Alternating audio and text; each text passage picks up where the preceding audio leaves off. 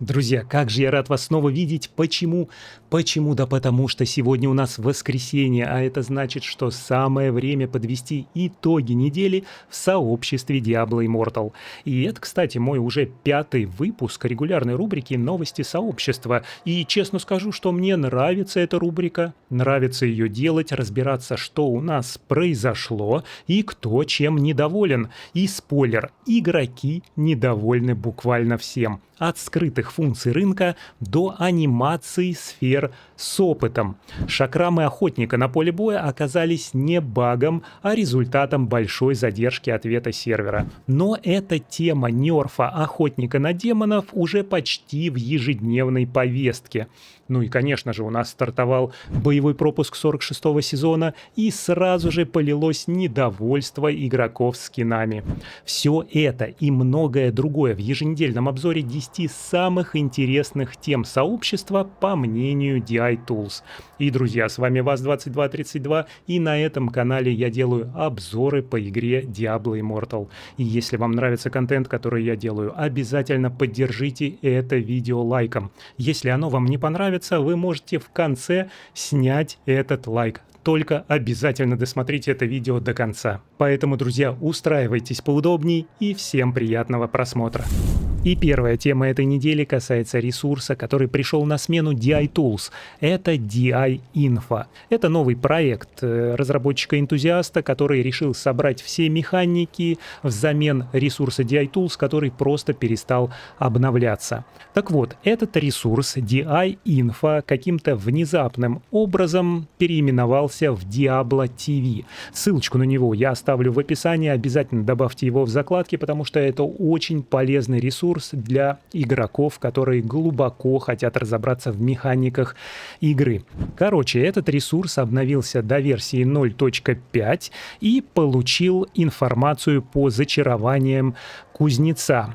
И что у нас здесь? Ресурс теперь доступен по ссылочке Diablo TV. Раньше он был доступен, по-моему, по DI info.fan, и теперь он просто перебрасывает на Diablo TV.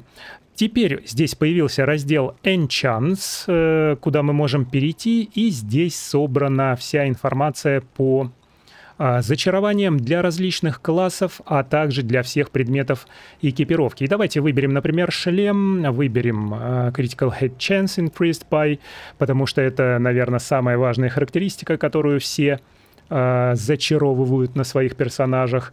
И это у нас появляется в разделе Selected Magic Enchants. Я не совсем понимаю, как это работает и как это можно использовать, но, наверное, можно посмотреть, как у тебя будут увеличиваться характеристики, если ты заролишь правильные зачарования. Очень полезный ресурс. На самом деле не совсем понимаю его практическое применение вот этого раздела Enchants прямо сейчас, но, друзья, что интересно. Автор постит свои обновления на Reddit, а также обещает новые фичи и просит писать предложения. Инструмент действительно становится все полезней и полезней. И интересно, что когда я сделал пост об этом в своем телеграм-канале DI Tools, и, кстати, если вы не подписаны на DI Tools по Diablo Immortal, обязательно подпишитесь. Это очень классный телеграм-канал, где мы обсуждаем новости, темы, различные события. Ну и также у нас там есть розыгрыши усиленного боевого пропуска коллекционера. Так вот, как только я запостил этот пост, то сразу же появились предложения, что стоило бы добавить локализацию хотя бы на те языки, которые присутствуют у нас в игре Diablo Immortal. А там у нас в том числе есть и русский язык. На что я сделал комментарий к этому посту в Reddit, и разработчик согласился, что это одно из интересных предложений, и, возможно, в следующих релизах он добавит какую-то локализацию. Следующая тема касается раздражения игроков от новой фичи рынка.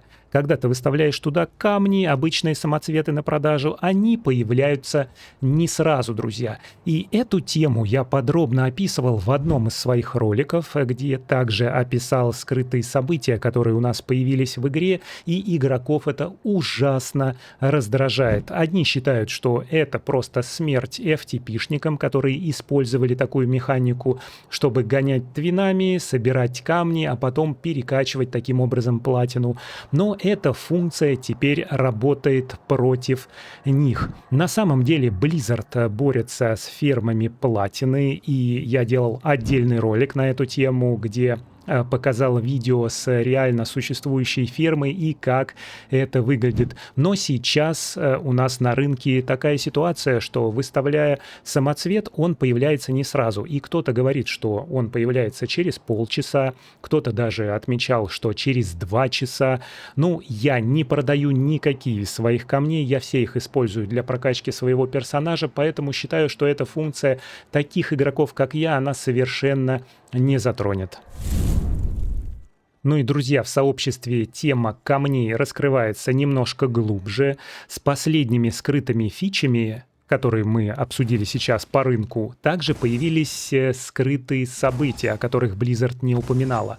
И также у нас появился увеличенный дроп на очень популярный камень «Бурлящий исход». Это на самом деле изменило рынок. Сейчас можно получить повышенный дроп этого камня. У нас еще есть 20 с лишним дней на то, чтобы воспользоваться этим дропом, поэтому, друзья, копите глифы. Но, конечно же, лучше всего подгадать это под зеркальные самоцветы.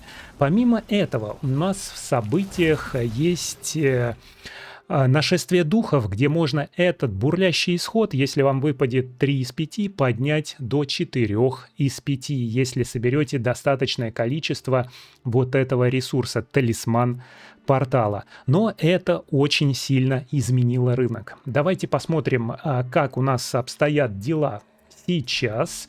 И цены на камни очень сильно поменялись. Если бурлящий исход до этого повышенного дропа стоил порядка 64 тысяч платины, то сейчас самый дешевый можно купить за 48 тысяч. Не совсем понимаю. Это все у нас доступно через. Но вы видите, что предложений очень много. Естественно, он дропается в цене.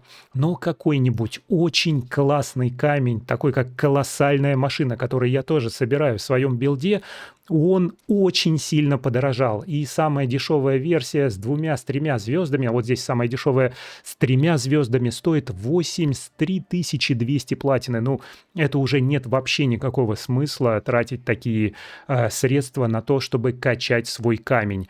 У меня он прокачан до 4 уровня, я начал поэтапно прокачивать его до 5, и буду, конечно же, ждать, когда будет изменение на рынке или какое-то событие, связанное с именно колоссальной машиной. Давайте посмотрим. У нас окровавленный нефрит также очень сильно подорожал. Он стоил порядка 45, даже можно было за 40 тысяч платины его купить. По-моему, на каком-то из видеороликов я его прямо покупал за 45 или за 46 тысяч платины.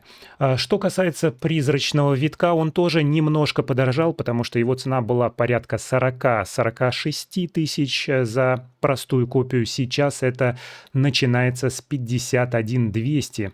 Ну и тут спроса большого нет. Вы видите, в сердечках не стоит никаких цифр, то есть народ уже неактивно им интересуется. В общем, колоссальная машина сейчас в топе востребованностей, да, среди игроков, и 83 200 за самую простую копию колоссальной машины. Ну, это, по-моему, чересчур. Пишите в комментариях, что думаете по поводу этого безобразия.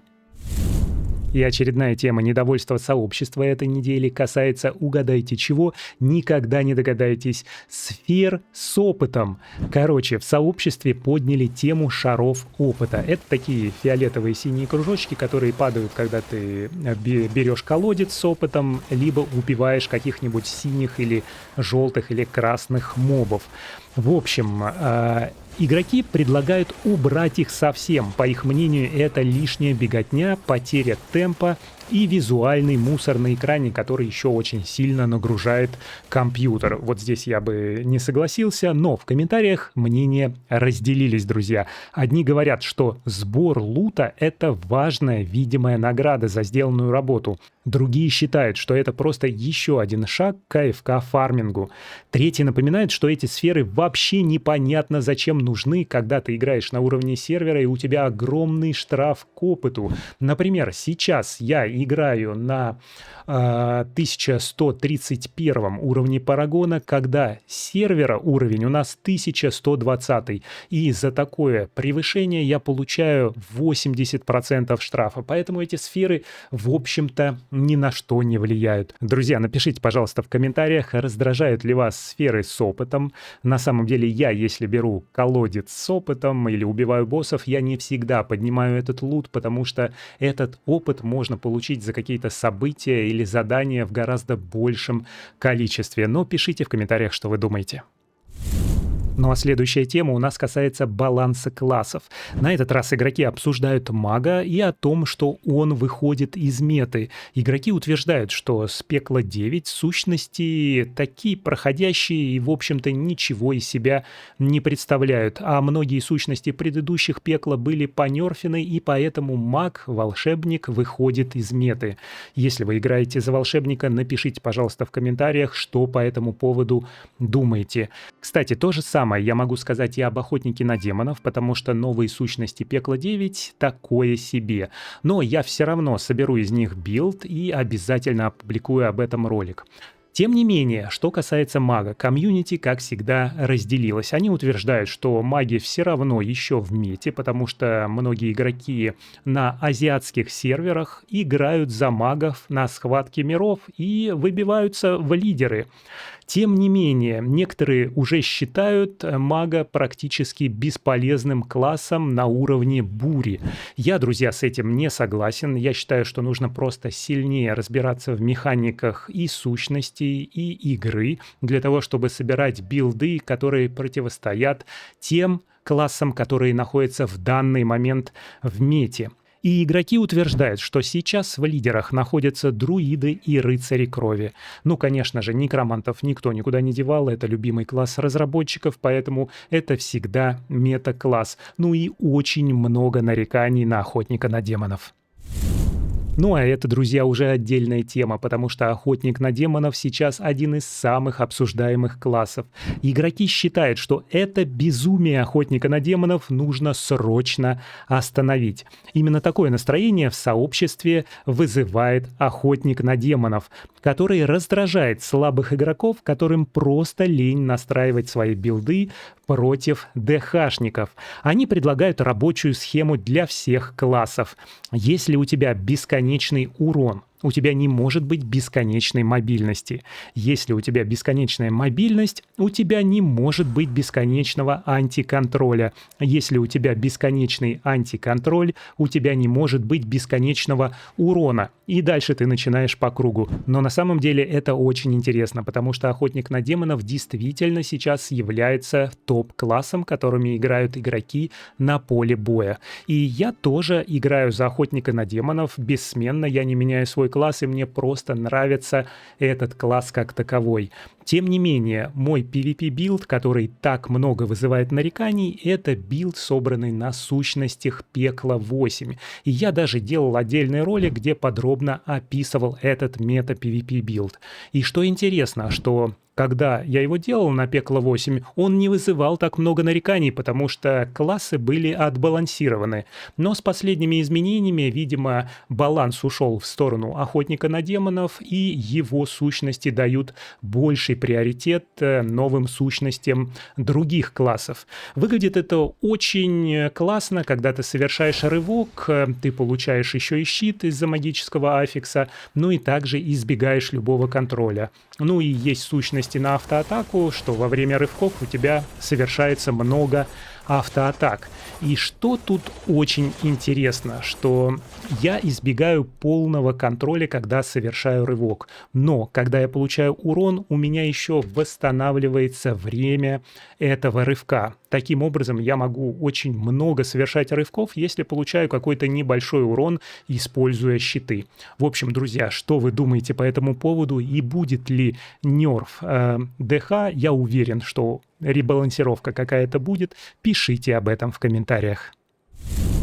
Ну и, друзья, в продолжении хейта охотника на демонов в сообществе появлялось много сообщений на тему огромного количества шакрамов ДХ, которые заполняли весь экран. И игроки жаловались, что после такой картины они мгновенно умирали. В общем, они просили понерфить охотника на демонов в этих постах. Но на самом деле игрок сталкивался просто с огромной задержкой ответа сервера. И когда задержка составляла порядка 2 секунд, естественно, все замирало, а потом, когда отмирало, весь поток данных приходил ему на клиент, и он видел огромное количество шакрамов. Ну, естественно, в этот момент, пока он был неактивен, охотники на демонов, которые вокруг него прыгали, они делали свое дело и убивали этого игрока. В общем, это скорее не баг, а особенность интернет-соединения. И тут важно понять, что даже если у тебя хорошее соединение с интернетом, очень важно, какая у тебя задержка ответа сервера.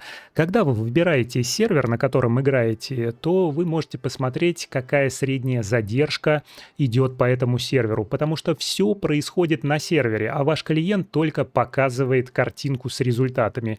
И если она больше, чем 100 миллисекунд, то часто могут возникать такие проблемы. Хотя, если честно, я скажу, что когда я менял локацию и был где-то в другой стране, то у меня задержка была порядка 200 миллисекунд, и я на самом деле не испытывал подобных проблем. Но я испытывал подобные проблемы, когда я терял соединение. Например, когда я ехал в метро и проезжал какую-то непрозрачную для интернета зону, и сражаясь с монстрами, я часто застывал, просто бегал, а все монстры, они как бы застывшие стояли. Но потом, когда все размораживалось, то я видел весь поток данных, все взрывы, все эти вспышки, и, в общем, экран наводняло огромное количество спецэффектов. И здесь речь идет именно о такой ситуации. Ну и, друзья, у нас стартовал 46-й сезон боевого пропуска. И, кстати, я по этой теме делал отдельный ролик. Если вы его еще не смотрели, то обязательно посмотрите. И, как всегда, игроки недовольны скинами. И эта тема на самом деле постоянная. Еще на прошлой неделе мы обсуждали предварительные скины 46-го сезона боевого пропуска, который называется «Запретные явства». И игроки тогда выражали недовольство, что у скинов фруктики на шлемах. Им не нравились фруктики на шлемах. Друзья, вы поймите, что в боевом пропуске вам предлагаются скины за $5, включая весь боевой пропуск. Весь боевой пропуск стоит $5. Ну и к нему дается, можно сказать, бесплатный скин. Ну какой крутой скин можно получить за $5? На самом деле это тема риторическая, и здесь можно очень долго дискутировать, что раньше было лучше и так далее и тому подобное. Пишите в комментариях, что по этому думаете. Я делал полный разбор этих скинов, и я их оцениваю как 4 из 10. Я не считаю, что скины ужасные. На некоторые классы они действительно не очень плохие, но давайте посмотрим, как они выглядят на охотника на демонов, и я считаю, что это вполне себе ничего. Выглядит это достойно. Есть, конечно, здесь вот эти элементы мрачный Diablo Immortal, вот стекающая кровь с глаз и изо рта. Да, ну, кто-то мне советовал, что можно его использовать без шлема, но мне кажется, что антураж теряется.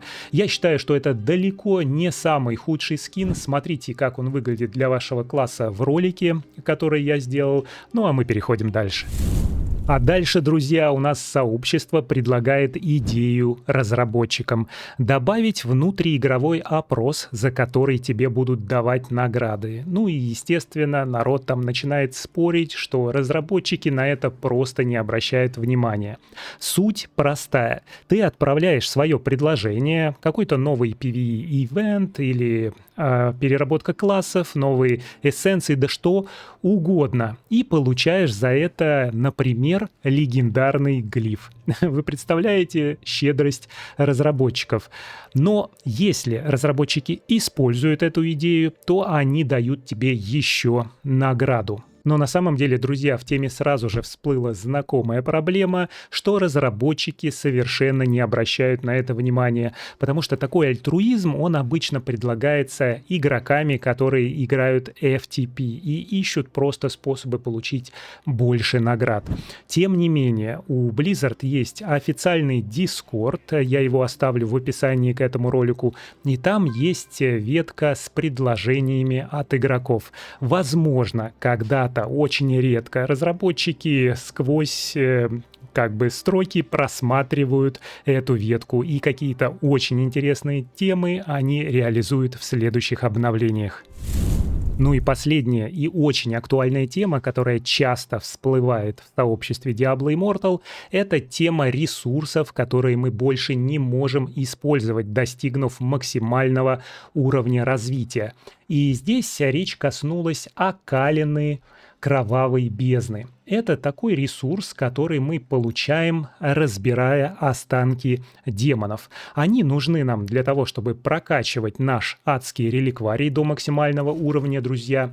И максимальный уровень у нас сейчас 70-й. Видите, я совсем недавно достиг этого уровня, и, по-моему, для перехода на 70-й уровень мне нужно было порядка то ли 3, то ли 4 тысяч этой окалины. Но игроки, которые играют уже 3 года с релиза игры, даже больше, по-моему, 3 лет, а я играю только 2 года с перерывом примерно 4 месяца, и я только дошел до максимального уровня. Так вот, у тех игроков накопилось 100, 150, и у кого-то даже больше этой окалины кровавой бездной. И она просто стакается у тебя в инвентаре, и непонятно, что с ней делать. В общем, игроки негодуют, куда девать весь этот краб. Ну, на самом деле, там сразу же поступают предложения, что давайте, Blizzard, сделайте обмен на платину, да? Почему бы и нет? Давайте поменяем эту окровавленную окалину на платину. Например, из расчета 100 тысяч окалины на 1000 платины. Ну, это какой-то слишком жесткий обмен. Давайте, хорошо, 10 тысяч окалины на 1000 платины. Окей. Другие предложения. Давайте увеличим максимальный уровень адского реликвария с 70 до 100. Но на самом деле это тоже не очень крутая тема, потому что игроки, которые только начинают играть, им и без того 1,5 года идти до этого уровня, а те игроки, которые уже накопили себе сотни тысяч этой окровавленной окалины, они очень быстро перейдут сразу же на десятки уровней вверх. В общем, тема обсуждаемая, но что интересно, что разработчики полностью игнорят, потому что эта тема, она появляется достаточно давно, и у нас достаточно много ресурсов, которые не использовались, но постепенно разработчики нашли им применение. Я считаю, что разумным использованием этой окалины кровавой бездны будет разбирать ее на какие-нибудь ресурсы новые, которые можно будет использовать для того, чтобы ролить вот эти магические свойства, которые действуют только в адском реликварии. Вы видите, что останки демонов, которые мы вставляем в этот адский реликварий, они дают нам бонусы, которые мы используем вообще по всему санктуарию, но они нам также дают и характеристики, которые действуют только в рейдах адского реликвария.